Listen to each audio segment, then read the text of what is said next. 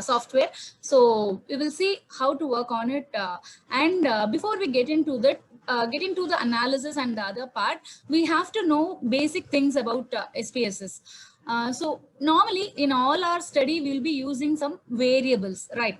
So variables in the sense, whatever, for instance, if I'm going to study the employee performance in the sense, then I'll be using some variables like the employees age and the employees are okay. I'll come to your area because if the management thing, yes, anybody call? Ma'am, there's some Shall disturbance. I continue? Continue, ma'am. You continue. Okay, madam. We will be working with some variables. For example, you'll be taking some pixels, right? And you'll be working on that. Pixels are you'll be using some some biomedical data, right? For example, you'll be using ECG and the heart rate of, ECG in the heart rate or other blood group, some variables. All these things are called as something we use as a data. We call it as data, but in our study, we used to call that as variable. Each data in the sense, one particular thing under that variable is called as data. So if the set of this data, we call it as variable, right? So related data. So if I'm taking age, if I'm taking something as the performance, right, our satisfaction quotient, if I'm taking all these things, then each one will be called as a variable. So normally we'll be working with this variable, and we used to have some dependent variable and independent variable. Let us not discuss about that dependent and independent at this stage. We will be seeing it at the regression level, right? Now in this variable, we have classification, right? So the variables are classified into categorical, and another one is scale. We used to call that as scale. So first, let us see what is categorical variable. So again, categorical variable in the sense, some cases we will we used to take, for example, I'm going to take the gender, right? So gender of the respondents in the sense male, right? So if I'm going to take male and female, if I'm going to take male and female, I cannot enter as it as male or female. I have to give it as a number in SPSS. Okay, so for that purpose, what I'm going to do is, for male, I'll be assigning some number. For male, I'll be assigning 1, or I may assign 0, or I can assign even 5, 4, any number, but I just have to remind it, right? Remember it, right? So I'll be giving some number for male, and I'll be giving some number for female. So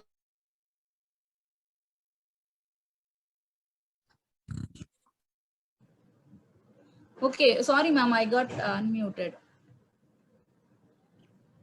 Okay, I repeat. I don't know where when my mic was. Only 1 minute back, ma'am.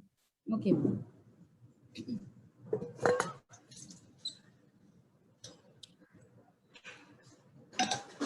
Ma'am, I think if you switch off the video, it will be more clear because there is some signal problem. Okay, ma'am. Okay. Okay. Shall I start now, ma'am? Yeah, you can start, ma'am. Okay. So variable, here variable, I'll just again start with the variables. The variables are classified into two. One is the categorical and another one is the scale. So first we will see the categorical variables because this is more important thing we have to remember. Okay, so categorical in the sense, again, here we have two groups. One is your nominal and another one is ordinal. First, let's see nominal. Nominal, excuse me. Nominal in the sense, for example, I'm going to collect data for data about the gender of the respondents. Okay, so the gender of the respondents in the sense, we'll be collecting male or female. The data will be like male or female. So In that case, what I'm going to do is, instead of in SPSS, I cannot take male as male. I have to assign some number to it. Okay. So in that case, what I'm going to do, I'll be assigning some number, any number. I may assign 1 for male and 5 for female, or 1 for male and 2 for female, or any number I can assign, right? So in the same way, I have to assign numbers for so many variables, right? So those variables are called as the scales, are the levels of measurement of those variables are called as nominal variables. So whenever you are entering some variable like this, whenever you are assigning some numbers for a variable, then you have to enter the scale as nominal. So keep in mind, whenever we are assigning some numbers for a variable, then it has to be taken as a nominal. And the other one is your ordinal scale. So what is ordinal scale?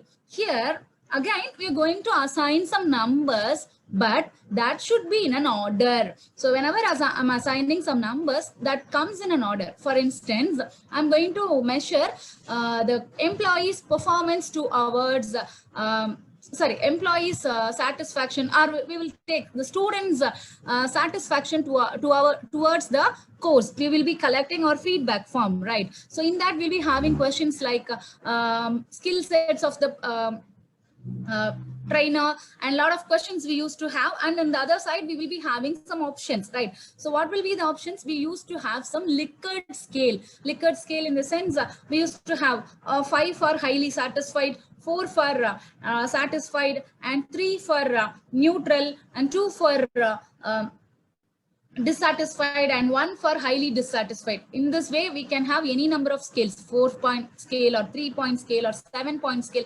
We can have any number of scales, and we will be assigning some numbers, right? Numbers to that. For highly satisfied, it should be 5. For satisfied, it should be 4. I cannot go and give any other number, right? If I am assigning 5 for highly satisfied, obviously the next variable should be 4. Right. So the interval should be correct, and it should go in a sequence. It should go in a particular scientific order. So instance, if I'm giving 1 for 1 for satisfied and giving 10 for dissatisfied, my results will be wrong. Right. So I have to give it in a logical order. So that ordering, I'm assigning numbers, but I'm giving it in an order, right? So that is what called as your ordinal scale. So we have to remember this one when we are creating variable in our SPSS. And the other one is scale. So categorical is over, and the other one is scale. So when it comes to scale, when we just take the number as such, for instance, age, 23, 21, 25, 35. I'm just taking the age as such, or the salary of the persons, right? 50,000, 55,000, 43,400. I'm just taking the number as it is. Then that is what called as your scale. We used to say that as interval scale. But in SPSS, you'll be seeing these three in the scales column. Scale, no, measurement, that will be called as measurement, and in that column you will be having scale, nominal, ordinal. Actually, in research methodology, the entire thing is called a scale, and the scale here we are using is interval scale actually. But in SPSS, it is called as level of measurements, and the name for that, the label for that is measurement, and under we have nominal, ordinal, and scale.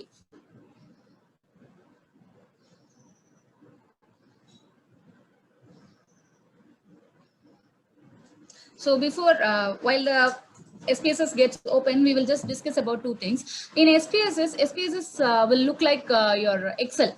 And in SPSS Excel file, it's just look like an Excel file. And at the bottom, you have two tabs. When it is open, I can show you. It has two tabs. One is your data view, and another one is your variable view. So what do we normally do in Excel file? We just create, when we want to create a variable, at the top we used to name it, right? So we just give a name at the top of the column and we can enter our variable. But in SPSS, we cannot do such things. We have to create the variable in the variable view tab, and then we have to move to the data view tab. Okay, so in that variable view, it's getting open. Wait. It's taking, okay, it is open now. Here we have two tabs. One is your data view. At the bottom left corner, you can see two tabs. One is your data view and another one is your variable view. Okay, so whenever you're going to work on SPSS, the first thing you have to do is you just go to the variable view. By default, the data view will be open, and now we have to go to the variable view, and then you have to create your variables, right? For example, I have some data like age, gender, and salary, and some questionnaire. I have collected some questionnaire. I'm going to enter here. Anything we can enter, even your blood samples data, or the financial report, right? The sales of a company, and any data you can enter here.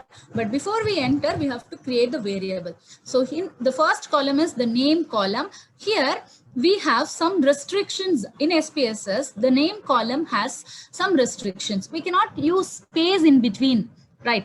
And there is a limit of 14 characters. We can and recent versions the limit of character is extended, but actually in the previous versions, when you are using SPSS 16 and all, the limit is only 14 characters. So here we have to we have to be very careful with creating our variable. For example, I'll just show you age of respondent. If I'm giving like this, age of respondent, I'm creating it with some spaces, right? So if I'm giving like this command, variable name contains an illegal character. So how it is then how can we interpret with we cannot interpret when we give some abbreviations, or when we give when we name the variables with some abbreviations. It will be hard. In the future we may forget what does actually mean. So for that purpose, we have a column called label here, right? So if I want to create a variable called age of the respondent, I just keep it as age, and I can write anything which I want to give that variable in the label column, in age of the respondents.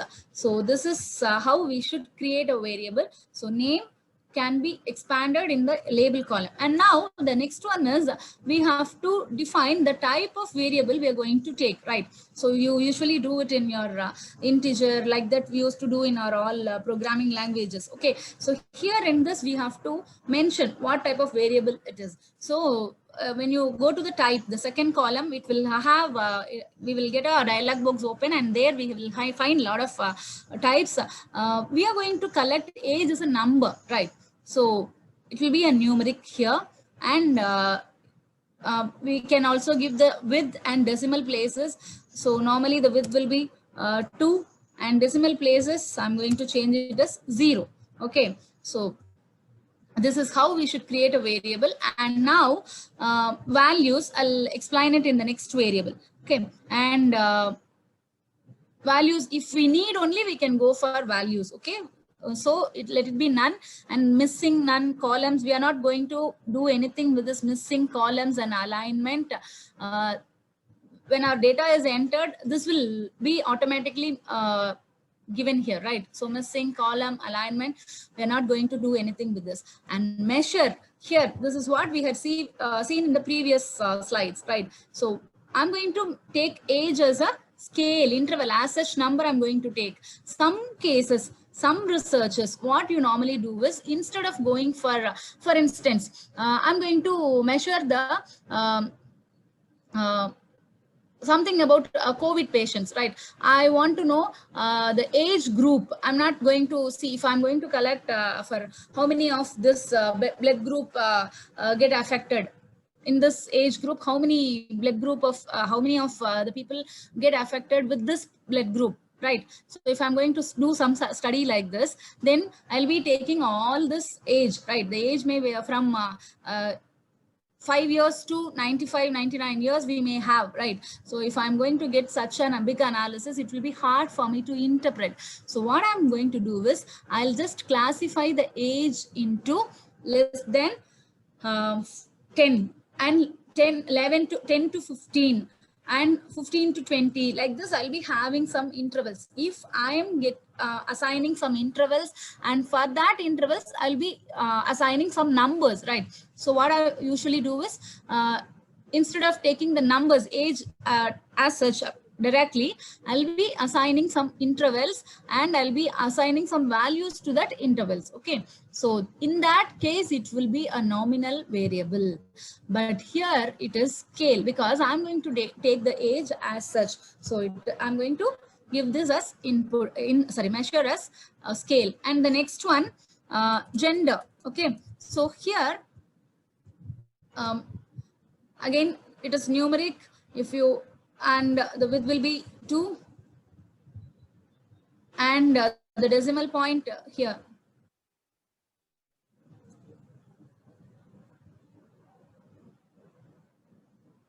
Sorry.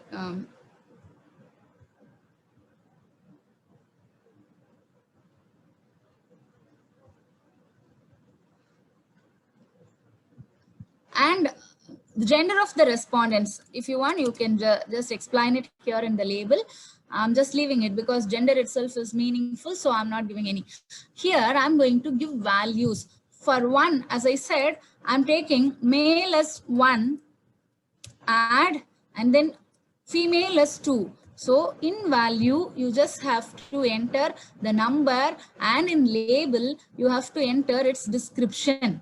So I'm describing female as 2, right? So female as 2 in the sense, then value is 2 and label female. And after entering each variable, you just have to add it. Then once it is done, click on OK. You will create a variable. So you just have to go to this column, data view, go to this tab, data view. You can find the 2 variables you have created in this variable view. Here we have created it as a row, and it will come as a column here as 2 variables. So we can create any number of variables with the help of this variable view, and it will be appear in this data view. Now what we have to do is, we just have to enter, right? For example, I'll be entering data like this. Age is taken as a number, right? So I'm entering any number, and for gender, it is 1, 2. I can enter only these 2 values, because 1 means male and 2 means female. So this is what I have assigned. Okay, and next one is okay, we will move to the slide again. So this is how we should, we will finish another one also, how to import some Excel file. Okay, after that, I'll move to that PPT. So this is how we are creating, when you are creating a new file in Excel, SPSS, this is how we should create. And now already there is a file in Excel, and I just want to import the file. And if you're going to import a file, there are some conditions to be followed. The first condition is, the Excel file, we cannot import all the sheets, right? We will be having n number of sheets in an Excel file. So at a time we can I'm using the word export. We have to import, right? So when I'm going to import some file, at a time I can import only 1 sheet. Okay, in an Excel file, I can import only 1 sheet. So if I'm not mentioning any sheets, by default, the first sheet will get imported. So this is one condition. And another thing is, when you're going to import some files from Excel, then there will be a command, right? It will ask for whether the first row is the title row. You'll ask some command, there will be a command like that, and you just have to say yes, and you have to keep the first row in your okay ma'am. Okay ma'am. So now it's okay ma'am. Okay ma'am. Okay, in the file menu, go to this open. Is it visible now ma'am? Yes ma'am. Yes ma'am. And now data, click on data. Actually, okay ma'am. Ma'am, is that dialog box? Yes ma'am, it's visible. Okay, so here in the type of files of type, right? So here we just have to change it as Excel, a simple thing. So when we change it as Excel, then we can find all the Excel file here, and you can go to your respective directory where you have saved your Excel file, and then you can select the file. Now I'm going to open a file in my document, and it is named as data.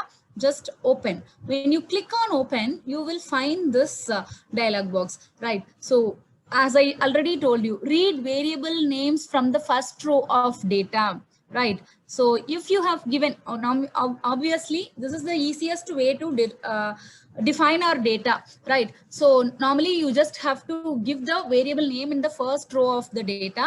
So, and you click, you ensure that the read variable names from the first row of data is clicked, and by default it will be enabled. Okay, and worksheet, we are going to take the first sheet, right? As I already told you, it will by default it will take the first sheet. If you're going to take some other sheets, then you just have to, my data is having only one sheet. So if you have too many sheets, then in this drop down menu you can find all the sheets, and you can click on whichever sheet you want to take, right?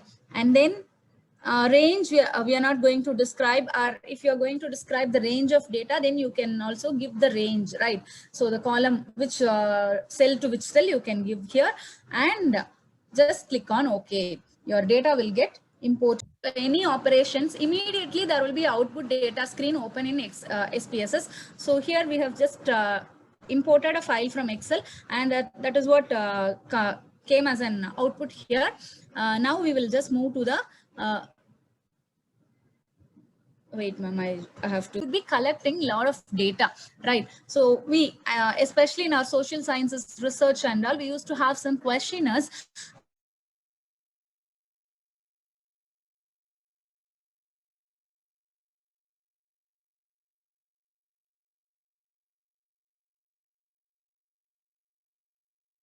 And in that questionnaires, we have scale in the sense, as I said, 5, 4, 3, 2, 1, right? That, right? So dissatisfied, satisfied, neutral. When we have some kind of thing, when our answers in the questions are like that, then as we do for our feedback analysis, right? So then in that case, what we have to do is, we just have to do a reliability analysis, whether my data, the questions I have used in my data, or the data which I have collected is reliable to conduct the further researches. This is the first and foremost thing I have to do in any research. So here what I will do is, I have to run a, excuse me, I have to run a reliability analysis. So how am I going to run a reliability analysis? So here in this data view, we have options called analyze, scale. In that analyze, we have an option called scale, and then reliability analysis. So I'll just move to that.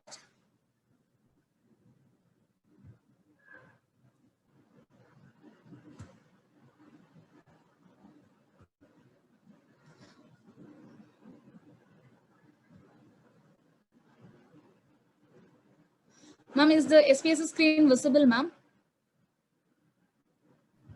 No, ma'am, your presentation is visible. PPT is visible, I think. Factor analysis, that screen is visible. Okay, ma'am. Wait, ma'am, I'll just change it.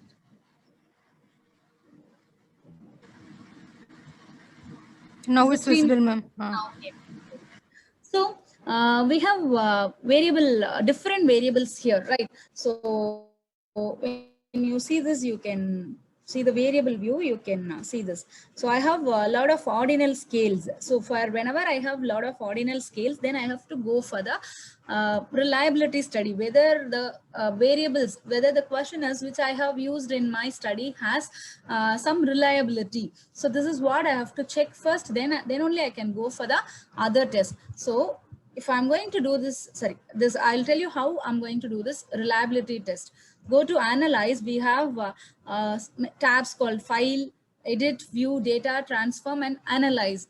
First thing, we have to go to the analyze tab, and in analyze at the middle, you can find a thing called scale. So scale and reliability analysis. anyway, I'll share this PPT with Valarmati ma'am. If you want, you can also take a note of it. So go to analyze, and in scale, you will be finding a reliability analysis. So in reliability analysis, when you just click on that, you will have this dialog box, and here you just have to select whichever variables in ordinal scale you want to check, right? So I want to check all the variables here in ordinal scale. I'll just select. So use shift and down arrow to select these variables, and just move these variables to the items column. And the model, the reliability analysis, we have a lot of tests. Here we are going to use a Gutman test, parallel test, and there are a lot of reliability analysis tests. We are going to use a very famous test called Cronbach alpha, right? So by default, the Cronbach alpha is selected, and we just keep that Cronbach alpha here, right? So Cronbach alpha, instead of Cronbach alpha, it is alpha here, and just select all the statistics and all the variables, then go to the statistics. So here I want the descriptives for items, and if you, I don't want the inter item and other things. I just want the item descriptive, and I want the Cronbach alpha. Just click on continue and okay. You will get results like this, right? So inter item statistics, I since I had opted for descriptives, I used to get this descriptives as mean, standard deviation for each items, and with that I got a thing called reliability statistics. But actually the important thing here in this is the reliability statistics. This is what we are looking for. So the Cronbach alpha, how to interpret this analysis. So here, we are expert in doing the analysis. The main thing we are suffering is we don't know how to interpret the analysis, right? So, but that is more important in any analysis. So here, number of items, I have chosen 22 items, and the Cronbach's alpha's value is 0.779.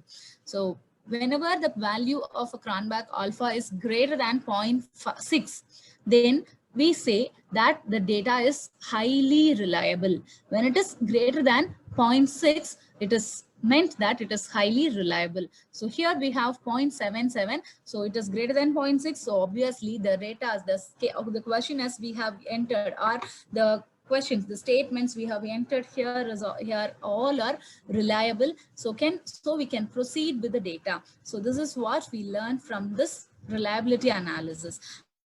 Now we just move to the another thing. Again, bear with me for moving from slide to slide.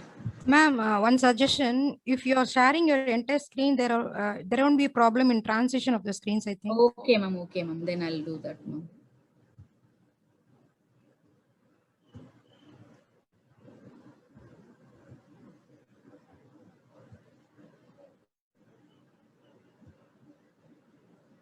Okay, now in any study, in our social sciences study, normally what do we have is we have n number of variables, right? So if you would have encountered a lot of our department faculty or some management faculty used to give some questionnaire. We fill our performance analysis. We often used to fill some performance analysis or some reports, right? So there will be n number of questionnaires. We used to get a lot of Google Forms and all, right? So we have n number of questions in that. So okay, if I'm going to analyze each and every question as a single question, each and everything separately, what will be? There will be a lot of confusions. I cannot come into a concrete conclusion from that analysis. So what I normally do is I just group some related variables into one group, right? But normally we do with our students results and all. So when we collect the marks of the students, unit 1, unit test 2 marks and model marks will be grouped into one thing, and we will just put it as an internal mark, and the university mark as another factor, and their performances outside the colleges, if they get some medals or something, if they participated in any competition, we give some values to that, and we take that one as a component, and other things, right? So here what are we doing is they might have participated in 10 competitions, and we just group all the 10 competitions. Whatever the competitions they have participated, we just group it and fix it as one component, one variable. So here in our study also, we used to do normally when we have a lot of questions. So for instance, the question something related to the trainer, right? So the skill set of the trainer, the delivery of the trainer, and we have questions like what is it, the answering ability of this trainer and the fluency of the trainer. There are some questions like this, and there are another questions like something like okay, the time management of the FDP, and the organizing ability of the FDP, the coordinators connection with the the participants. Like this, there are some questions, right? So if we see it, each one as a question, it will be a different variable. Each one is considered as a single variable, but we cannot do analysis with each and every variable.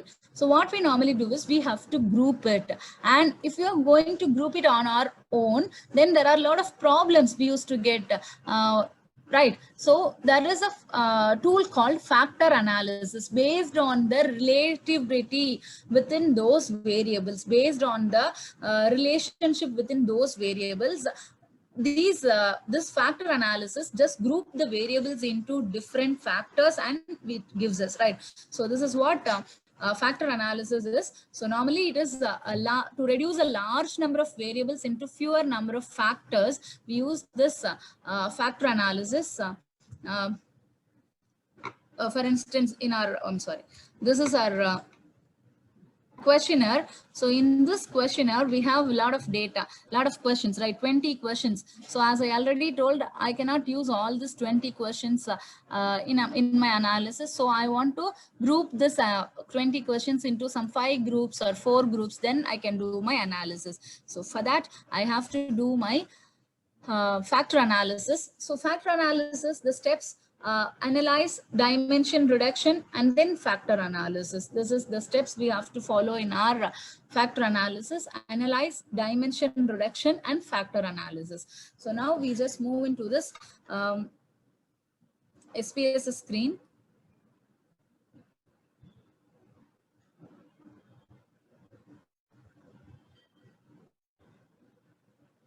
I have a data here, sales data, some US supermarket sales data I have taken. So here in this, I just move to analyze. And then I already shown you that there are a lot of variables here I'm using. I'll show you before I go into this analysis. I'm using a lot of variables, and many variables are in ordinal. So I just want to group it, right? So I just want to make it into some groups, and then I can go for my analysis. That's why I'm doing this factor analysis. So just go to analyze, and then that dimension reduction. So we have earlier done some reliability analysis with the help of scale. So previous to that scale, we can find this dimension reduction. So dimension reduction and then factor. So this is what we are going to do: factor analysis, and select all the variables you want to reduce, right? So don't select the variables in nominal or scale. You have, for factor analysis, there is one condition: we can do this factor analysis only for the variables which is measured, which is taken as a ordinal scale. Okay, so just select all that variables and move those variables to this variables column. And now here in this factor analysis, we have a lot of things, right? So here the first thing is descriptives. Normally in our factor analysis, we have to select this KMO and Bartlett's test of sphericity. But for this if this session, I'm not going to explain this KMO and Bartlett's test of sphericity. I'll just give you a simple introduction about this. This test is done especially for this Bartlett's test of sphericity is done to know whether the variables are related, the variance inside the variables are reliable. Right. So we have a lot of variables and there will be some deviations. We used to call that at variance or standard deviation. Right. So if the standard deviations are too high, we cannot go with that data. So to check that standard deviation within that variables, the variance within that variables, we will be using this KMO and Bartlett's test of sphericity, and click on continue. There are a lot of procedures and there are a lot of things behind this KMO's test of sphericity manually when we do. So I'm not going deeper into it. And now, when it comes to factor analysis, we have to, this is, the other name for the factor analysis is principal component analysis, right? There are different methods also, but what we are going to do is we just want to reduce the components into, reduce the n number of factors into some components. So the ours is a principal component. So by default, it will be principal component, and just check it. And then we will be working on the eigenvalues. So the factors whichever is having greater than 1, when the factors value is greater than 1, then that can be considered as a factor. So give that eigenvalue is by default also it is 1. And if you want to increase, when you want some researchers, what they normally do is when they work on, when they want to have some high level of confidence in their data, they just improve this value also, but normally 1 is enough. So just have 1 and then click on continue. And one more thing is rotation. The normally when you do it, some math people, they will be very much familiar with this factor analysis. They used to do some rotations. Some lot of iterations will be done. So there are different methods for iterations. There are different methods we used to follow, but normally Varimax rotation is the recommended method. Just keep this in mind. We are not going deeper into all these things. Each one is will take a separate class.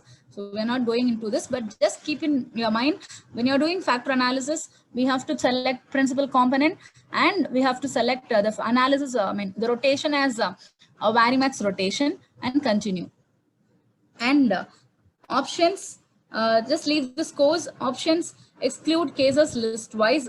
Everything is by default, it is selected here. We just have to check. Okay. And now in your selection variable, we don't have to select anything and we don't have to move anything into the selection variable. Just go to OK. You will get results like this. Is the results visible? Yes, ma'am. Yes. Earlier, I had 22. You can see from here, I had 22 questions. Now it has reduced into 5. So here I have rotation, sum of square loadings, right? So, whatever the number of variables having these values, that is the component. That is the final variable you are going to use in your study. So instead of 22 questions I'm going to end up with only 5 variables. Then what I'm going to do with the rest of the questions, I'm going to group all these questions into I'm going to join these questions with any of these variables. So here, that is available here in this rotated component matrix. Right. So here I have this rotated component matrix. So what I have to do is I have to see each and every question in detail. So PQ, variety of products available under each product line. So variety of product available under each product line is having high value. Here you can see different values here. Here the value is high in the factor 2. So it will be grouped under factor 2. So PQ, variety of products available under each product line, is a factor 2. And the other one, PQ, durability of product, it is also factor 2. And packaging of product, it is 0.733. It is again, because already I have given in the same way. So my variables are grouped like this only. But normally when you have given the questions in a different order, then the values will be somewhere here, the high value will be somewhere here or somewhere here, right? You just have to check each and every question statement. This is your questionnaire statement, right? So you have to check across your question statement, and accordingly you have to create your groups, right? So here the first 3 questions are in the second group, and the the fourth question will be in the 5th group, because the value is higher here, and the 6th question will also be in the 6th group because the value is higher. And this one, SO, correct bill information of bill, will be in the first group, and sales order, right? So warranty claim procedure, that will be in the first group. And so this is how we have to classify the factors, components, right? So is it understandable, ma'am? Anybody have any doubts in this? If you want me to repeat, I'll do, because this is something not easy to understand. So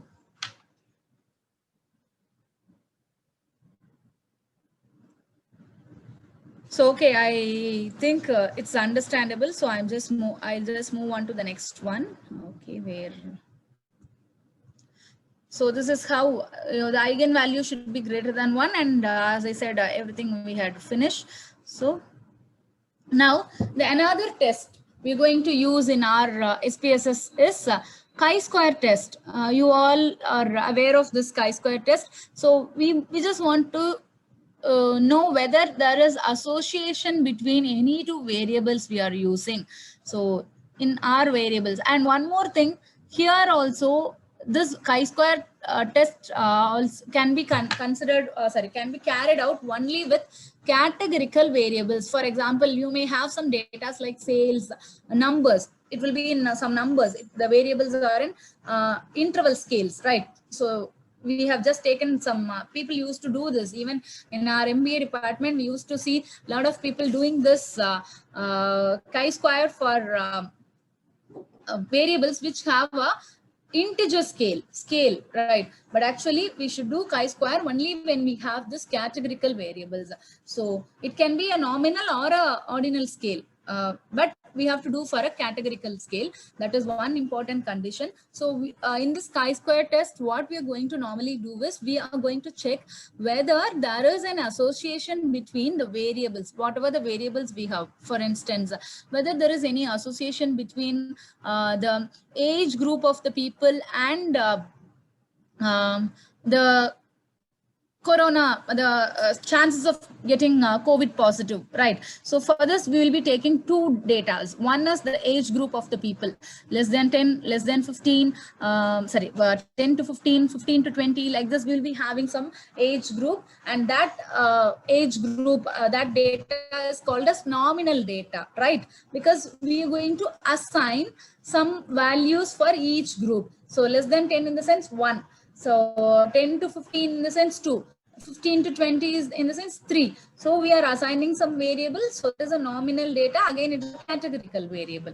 So one is categorical, and another one is whether they are COVID affected or not, right? So being positive, negative. So when it is positive, I'll be assigning some variable as 1, and negative 2. Or 1 positive in the sense 1, negative in the sense 0. So any number I'm assigning. So that is again a categorical variable, nominal variable, a categorical variable. So here I can go for a chi-square test. So this is, or you can also do this for your Likert scale questions also. So the thing is, only thing is, we're going to see whether there is any association between the age, 1 variable, 2 variables, right? The age of the persons and the chances of getting affected with corona. This is one analysis we can do. So there are 2 or more categories in each variable. Normally when we are doing this chi-square test, It should be a simple random sample, right? First thing, the sample should be a simple randomly selected one. And second one is it should be categorical variable and two or more categories. We should have two or more categories in each variable, right? So for, as I said, COVID positive in the sense 1, 2. So if I'm assigning some numbers, it should have minimum of two categories, right? So and both the things should be independent of each other and not paired. So when all these things are okay, we can go for a chi-square test. And there is no association. In my example, I'm going to do some analysis with this US data, right? So here, there is no association between the product quality and the product promotion. This is what I'm going to do: product quality and product promotion. And my product quality and product promotion, both the variables are Likert scale question, so ordinal scale. So my condition here, and it is also a simple random data collected from a US supermarket, and it has two variables. Both the variables are categorical variables, and in each category I have two or more categories, right? So I'll show you, and they both are independent of each other. So I can do this analysis. I'll go and do how to, I'll tell you how to do a, wait, this is open. Okay, this is our US data, and I have this product promotion and product quality. I'm going to check whether there is any association between the quality of the product and the promotions given to that product, right? Normally what do we think is whenever the product quality is not good, there will be a lot of promotional things given for the product, right? So this is what normally we think, and this is what normally happens in the market. And we are going to check the same with this US supermarket, whether the promotions given are for some superior quality or for some inferior quality products. So this is what we are going to check. And as I said, it's a random data, and we have two variables. Both the variables have ordinal scales, right? It is a categorical scale that is again verified. And one more thing is, it should have in each category there should be two or more categories, right? So here we have 5: highly satisfied, dissatisfied, like that we have, and it is 5 categories we have, so we can go for that. And again, this is also the same. So both the things have more than 2 categories, so we can proceed with that. So the step, now we are into the steps. Go to analyze, and then here we have to move to descriptive statistics. So go to analyze, descriptive statistics, and descriptive, let's keep on moving. Descriptive statistics, and in descriptive statistics we have a tab called cross tabs, right? Just click on the cross tabs. Here in this cross tabs, in your statistics tab, there is a button called statistics. When you click on that, you will find a dialog box. Here we have this chi-square, right? So we just have to click on this chi-square in your statistics, and then continue. Actually, I just wanted you to show where this chi-square analysis is. That's why I go to the statistics. But before that, we have to choose the variables, right? So here I'm going to do my analysis with the product promotion and the product quality, right? So my variables, I'll change product promotion and product. Here I have product promotion in row, and the product quality, I'll just keep the product quality in the column. Okay. So I have already chosen this chi-square, then continue, and then we will go for OK. So we will get some results like this. So this is the result. This is the output of your, excuse me, your chi-square test. Okay, so we have totally 564 rows.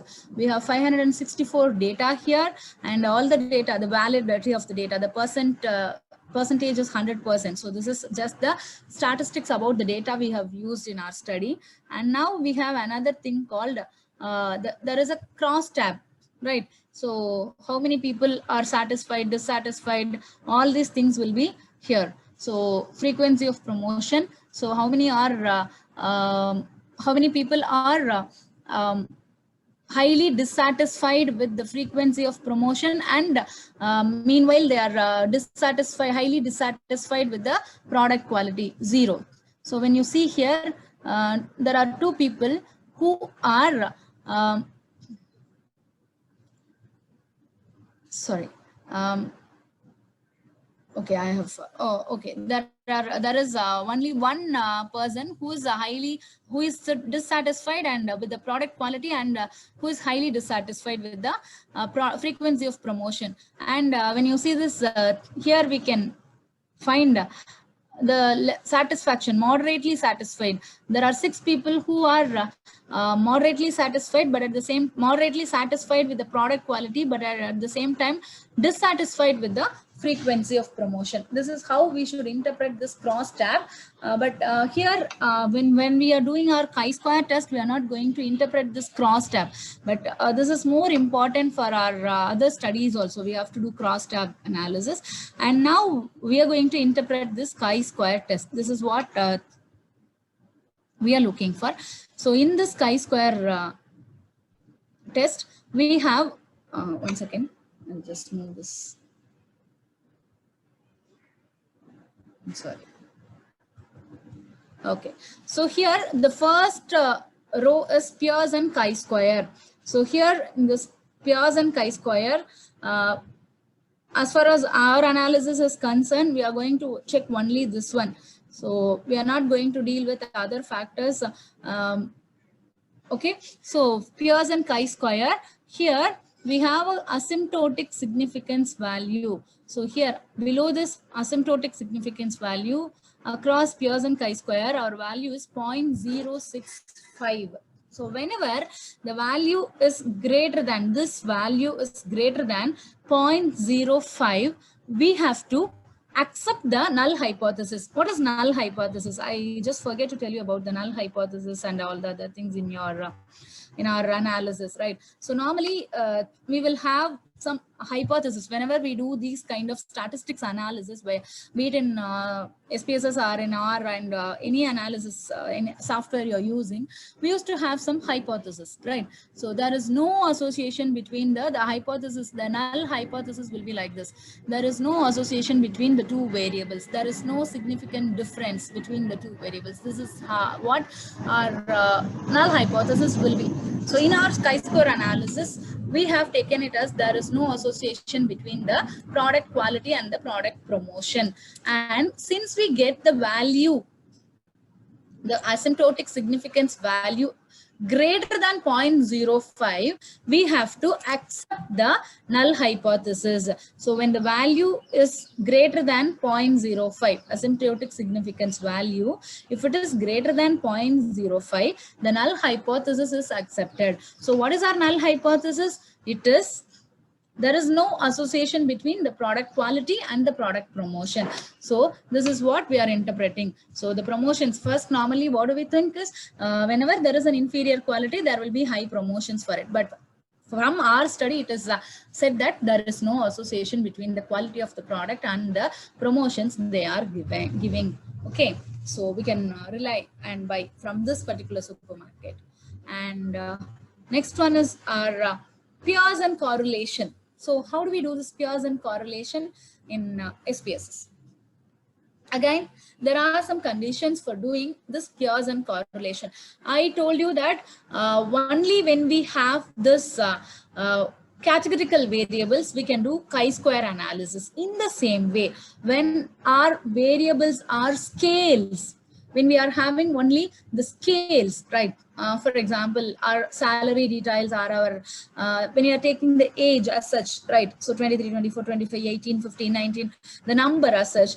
Then when the 2 variables are having only the numbers, they are not grouped or they are not given any values, they are just taken as the numbers, then we can do this Pearson correlation. So when we are going to do Pearson correlation, the first thing is, the first condition is it should be our interval scale data. So this is the first condition. And Pearson correlation can be done for any two independent variables, right? So here in our study, we are going to do this Pearson correlation for age of the customer and the quantity of the products they are purchasing. So the people are coming to the supermarket, and in that supermarket, they are purchasing a lot of products, right? So is there any connection between the age of the customer and the number of products they are buying, right? We are going to check this one. So we will do this correlation analysis. I'll tell you how to do this correlation analysis. This is simple. Again, all the analysis will be doing with this analyze tab only. So analyze, we are going to correlate. These are all easy thing because correlate is there already, but only thing we used to normally forget where that chi-square analysis is only this. With this chi-square analysis only, it is hard for us to find. So again, I tell for you to remember, whenever you are doing your chi-square analysis, remember that it is found under your descriptive statistics, and that too under cross tabs, right? So descriptive, cross tabs, and in cross tabs, you just have to go to statistics and select chi-square. This is what we had already seen, but we normally forget this. That's why I repeat it. Okay. So now we are going to do this correlation analysis. So in correlation, we will go to analyze, correlate, bivariate correlation. We are going to do with some two variables. So we call it as bivariate correlation, and there is nothing is taken as partial. So there are a lot of other correlation also. Some variables we just take it as partial correlation. So we are not going to discuss all these things here. We are going to do only bivariate correlation. So bivariate, as I already told you, I'm going to do this correlation for the age of the customer and the quantity of the product they are purchasing. If I want to add something else also, I can add the price of the product they are purchasing. I can add. Okay, I'll show you how do we get the results. And I want to check whether the total sales amount has any connection with the age of the customer or the quantity of the product they are purchasing, right? So obviously, when we buy more quantity, the total sales amount will be high. When the prices are high, the total sales amount will be high.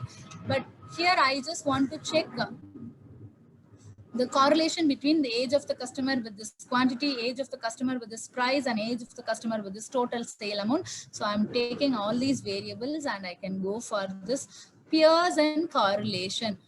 Keep all by default it is selected, and you just ensure it is selected. Pearson correlation. We can also do Spearman correlation, but Spearman is a ranking correlation. I'll discuss it in the next slide. Okay, so now we're going to do only this Pearson correlation, and it is a two-tailed correlation. Okay, this test of significance, all these things we will study under statistics. If I'm going to explain this, it will take a big chunk of time for explaining this alone. So I'm not getting into that. Now options, if you want mean and standard deviation, click on the mean and standard deviation. But normally when we are doing these analysis, we used to do descriptives, and then only we come to this correlation and all. So you just keep that unselected and go to continue and okay. Wait, okay. Now we got the results here. Normally what people do, some our students, I used to see with our students, how many times we do tell them, they just forget and come and describe this significance, right? Because in all the other analysis, we used to explain the significance column. The interpretation will be done with the significance column.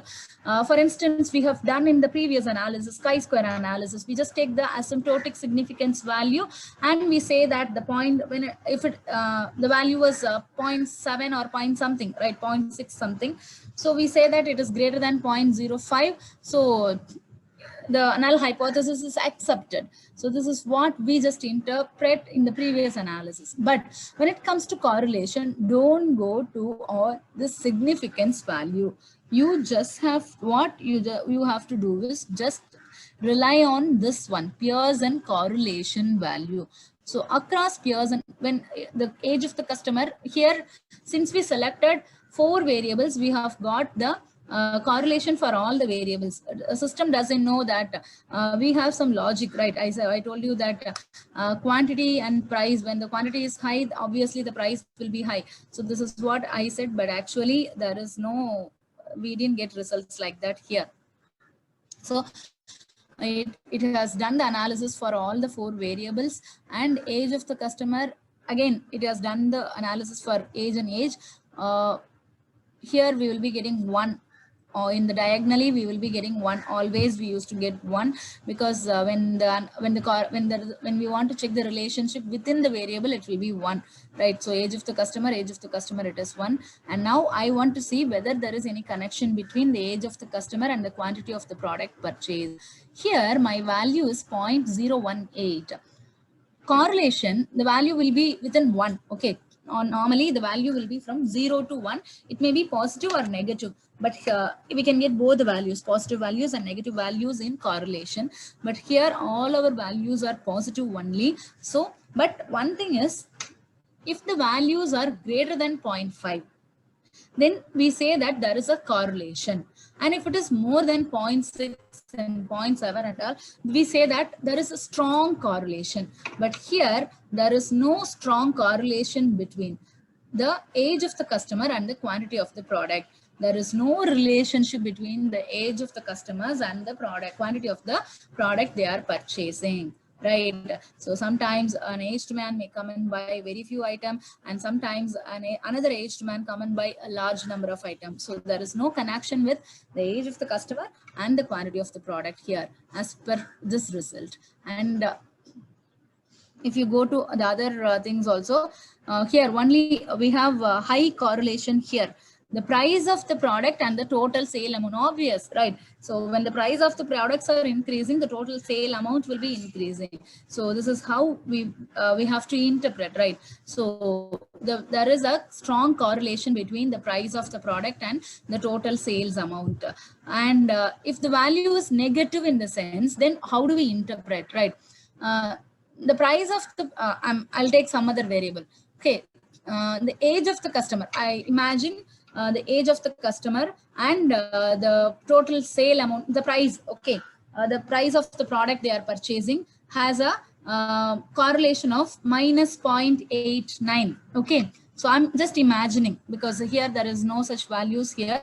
So I'm imagining there is a negative correlation, which is also high. So because the value is 0.8 and it has a sign called negative. So I'm going to interpret this. Here, there is a strong correlation because the value is greater than 0.5 and it is also greater than 0.6. It is 0.8. So there is a strong correlation between age of the customer and the price of the product. But one thing, there is a negative sign there. So what does it implies? This implies when the age of the price customer is increasing, the price of the products they are purchasing is decreasing. Ma'am, someone raised hand. Any doubts, ma'am? Ma'am, we can clear the doubts at the end, ma'am. Okay, ma'am. Okay, because someone raised, that's why I asked. Okay, so when the age of the customer is increasing, and it implies, the negative sign implies when the age is increasing, the price of the products they are purchasing is decreasing, right? So it is in a inverse proportion, inversely proportionate, right? So this is what we have to interpret from our correlation. So the correlation results, that should be the Pearson correlation value should be greater than 0.5. If it is greater than 0.8, if it is greater than 0.5, there is a correlation. If it is greater than 0.6 and 0.8 and all, it is strong correlation. And if there is a positive sign, then it implies both are moving in the same direction. And if it is a negative sign, then it implies both are moving in the opposite direction, right? Inversely proportionate. So this is what about correlation. So positive directly proportionate, negative sign inversely proportionate, and another one is Spearman rank correlation. So, okay, you already told me that you may ask me, right? So we can do correlation only for the interval scale data, but I wanted to check whether there is any relationship between some categorical scale data. I have taken some expectations students' expectations about examinations, highly interested. They tell something about online examinations. We are asking something about online examinations, and we are asking something about, we want to check whether there is any correlation between online classes and online examinations, right? Students interest towards online classes and online examinations. We want to check the correlation between these two factors. So what we are doing is, we used to collect data from our students in this way, right? One question is like this: your interest towards online classes, highly interested, neutral, not interested. So this is what we have. This is, so here we have some values, and we are going to take that values as ordinal, right? And another question is also like this, the same way we are going to ask them students' interest towards online examinations, right?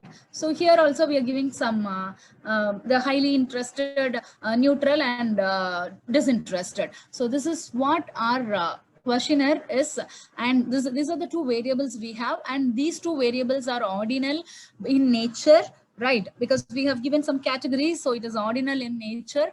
And I want to check whether these two things have any relation: the online classes and interest towards online classes and our interest towards online examinations have any relationship.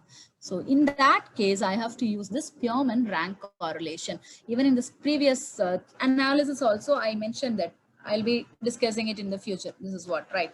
So the same procedure, I'm going to this, excuse me. Yes. I'm going to the same analyze, and here we have correlate, right? Correlate, and the same bivariate, excuse me. And now, instead of selecting the scale items, I have to select some ordinal variables, right? So I'll select some the durability of the product. I want to check whether there is any relationship between the durability of the product and the packaging of the product, right? So I want to check customers' opinions towards the durability of the product and the packaging of the product. So here I have chosen two variables. All these variables are categorical in nature. So here itself, when it is categorical, you can find this symbol here. So when it is scale, you can find the scale symbol here. So this is easy for you to identify the items. When it is nominal, you can see this 3 balloon symbol. So this is, we have selected, and instead of going to this Pearson, I can select Spearman. Just unselect this and select Spearman. Go to this, okay, click on OK. You will get the results. The results will be same as the previous analysis, right? So here also we get the same way, Pearson correlation, but instead of Pearson, we will be having Spearman's rho. The correlation symbol we are using here in Spearman is rho, right? So in Pearson, we used to we have the symbol R. We used to give the correlation in R. Maths people, they may be knowing it, but in Spearman we use the symbol rho, right? So here the same analysis we are going to do. So correlation coefficient, so the product quality and packaging of product, here the correlation is very low, right? 0.369. So there is no relationship between the durability of the product and the packaging of the product. So this is what we have to interpret from this correlation. And one more thing we have is the linear regression. Okay, so here we have linear regression. So linear regression in the sense, I know there is some relationship between some variables. So in my previous study, I used a lot of variables, right? Actually, I didn't get any relationship in that. But if I'm getting some relationship, it's my assumption, right? So all the variables have got some Pearson correlation. In my Pearson correlation, I found that there are few variables with high correlation, right? And I want to know,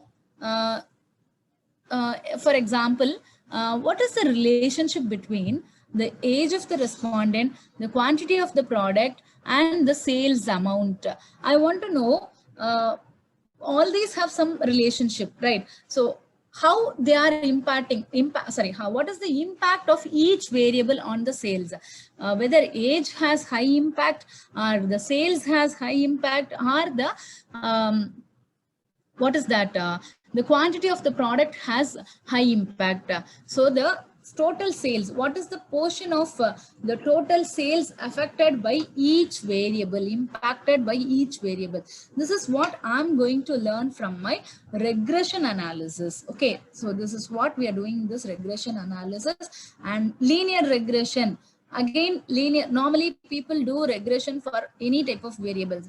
I had seen a lot of social sciences researchers, even some thesis I had seen. I'm not complaining about the people, maybe they are unaware of it.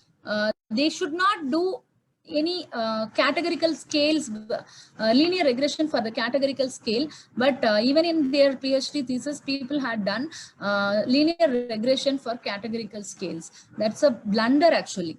So we should avoid it. And whenever you're going to do linear regression, then you should do only with the interval scale. So to select any number of interval scales, and then you can go for the linear regression. So I'm going to your equation will be like this, right? So Y is our total sales amount, and A1 is the constant. A1 is your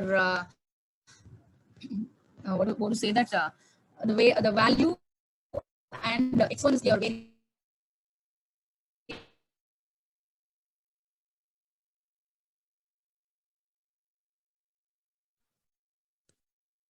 Ma'am, we are not able to hear. So X1 in the age. Here we are taking the age of the respondent and the quantity of the product. Here is the X3, and Your voice is not audible, ma'am. The total, I mean, another one, we have taken price of the product. Ma'am, there's a signal And that is your problem, X2. ma'am. Voice is breaking. And, first, we will do the analysis. Then we will frame this equation. I'll tell you how to frame this equation, right? So we have to frame a regression equation. For this, we are doing the Ma'am, this linear regression. I'll do this. Okay, so the lies below this correlate. Have this regression types. There's some problem with my system. Regression. So there are a lot of types under regression. Okay, so we have to go to analyze and regression, and in that we have linear regression. Okay, so here click on linear regression. So as I said, I'm going to one more thing I forget to tell you. Here we have dependent and independent. In the initial at the start of my session, I told you about dependent and independent variable that we will be seeing under regression, right? So now I'll explain you what is dependent variable and what is independent variable. Here I'm going to see what is the influence of age, quantity of the product purchase, and price of the product purchase on total sales amount. So what I'm going to see, the total sales amount, is that total sales amount is affected by any of these variables. So this sales amount is affected by, so this sales amount is the dependent variable. I'm going to check whether it is depend on any of this. The sales amount, this Y is depend on any of this. So the sales amount, this Y is called as your dependent variable, and all the other factors are called as independent variables. The age of the customer, I'm just going to check whether it is influencing. So age is an independent variable, price is an independent variable, and the quantity is an independent variable. So actually I should not do regression with these kind of variables. This is not logically correct, but I have only these data in this SPSS file. If I'm opening a lot of SPSS file, my system gets hanged. So that's why I'm not going for other files. So bear with me. So what I'm going to do is I'm going to set this total sale amount as my dependent variable. So this is my Y, right? I'm going to check whether age, price, and the quantity is influencing or impacting the sales. So this is dependent. All the other factors I'm going to keep as a independent variable: age, quantity, and price. So normally when you are selecting, you just click on control and select. Normally we do what we do with the other files and all, right? So age, quantity, and price in the independent column. And in this linear regression method, there are different methods in linear regression also: enter method, stepwise method, remove, backward method, forward regression, backward regression. There are a lot of things, but enter method is the default and simple method. And if you want to remove something, or if you want to do some stepwise regression, you can select all the other things. But normally when you do linear regression, enter is the default thing. And we want to have the statistics as estimates, model fit. I want the R square value because I'm in my interpretation will be more based on the R square. So let me select the R square value and just click on continue. And one more thing, if you want to have the plots, if you want to have some graph, then you can go for this plots. So dependent variable as Y and all the other variable as your X variables. Which one? For I'm going to do the do it for all the other things. So sorry, I can select any one only here. So in the same way, I can select for all the variables. So I'll just again, I'll keep my dependent variable sales as the variable and the second variable as X third, and again I'll keep my dependent variable as Y and the third variable as X here, right? So likewise I can select, and now I'll just continue. I want to have my results in scatter plot. So when you just do this, you will get the results in scatter plot. Okay, so scatter 3 of 3. If you want to see it also in histogram, you just click on the histogram.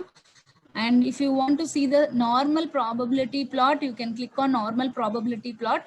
Otherwise, just go to continue. For this study, I just want scatter plot. Okay, so let me click on this and I'll go to. And you don't have to worry about the selection variable, case label, WLS weight and all. Just click on OK. So you will get this. You will get this results here. Wait, it's taking some time to get. Okay, since it's a big analysis. Okay, we had some time to get the results. So regression. So the method we used in this is enter method. Variables entered or removed. That method we have used, and the variables we have used in this study is price, age of the customer, and quantity. And the method is enter method. So dependent variable is the total sale amount. So this is about just the description about your analysis. So we are not going to keep this in our analysis, right? Next table is the most important table. So here, first we have to see whether there is, here in this table, just go to the last column, whether there is any significance. So if there is any significance, then only we can go for interpreting all the other tables. So first, regression analysis is also having some assumptions, the hypothesis. So the hypothesis for this is there is no significant difference, null hypothesis, right? So there is no significant difference between the variables used in this study, right? So this is what our null hypothesis is. So here we have got the value as less than 0.05, the significance value. Whenever we are interpreting the significance value, if it is less than, just reject, right? So just keep in this way in your mind. When it is more, we accept. When it is less, we don't accept, right? So this is what we are also doing with this significance analysis. When the value is more than 0.05, we accept the null hypothesis. when the value is less than 0.05, we reject the null hypothesis. What is our null hypothesis? There is no relationship, right? There is no association between the variables. But here it is saying that since the value is less than 0.05, it is rejected. So it means the null hypothesis is rejected. So there is an association between the variables used in this study. So there is an association between the price, age of the customer, quantity, and the sales amount. So after seeing this, I have to move to this R square column. R value and R square value. R square value in the sense, what is the percentage of the sales amount, right?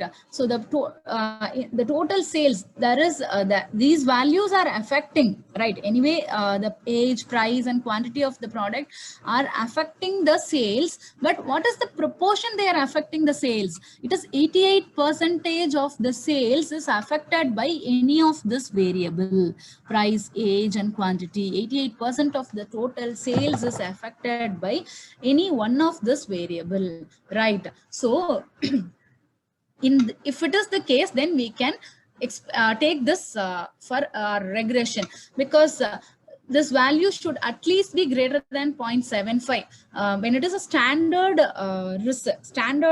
experiment, or when you are going for a standard paper publication, then definitely this value should greater than 0.75. And there are a lot of people having their analysis, they are submitting their analysis with this value even less than 0.3 and 0.35 and all. But it is actually, it should not be like that. Here, if it is 0.886, then it should be interpreted as 88.6% of the total sales is explained by this price, age of the customer, and quantity. Then we can so since these values are very good, we can go with the next data, right? Next table. So here the ANOVA table, here the value is 0.00, right? So what does it means? Again, there is a significant difference, right? So there is a significant difference between each of these variables, right? So again, first one is there is a difference between all these variables and between all these dependent variable and the independent variable.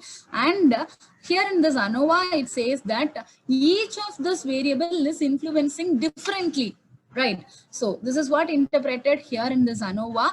And when it comes to the coefficients, here this is the table where we are going to create or construct our equation, right? So here we have to see this column, this B column, unstandardized coefficients, B column.